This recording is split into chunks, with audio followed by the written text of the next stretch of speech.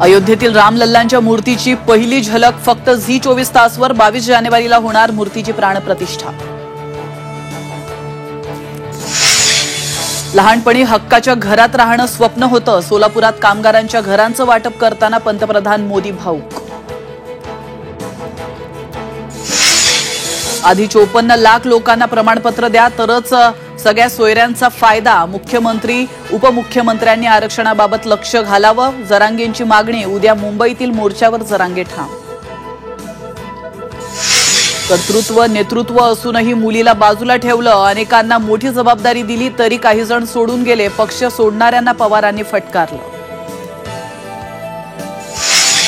पालघरमध्ये वाढवण बंदरा संदर्भात जनसुनावणी तर वाढवण बंदर संघर्ष समितीचा जनसुनावणीला विरोध। पालघर बोईसरमध्ये तगडा पोलीस बंदोबस्त।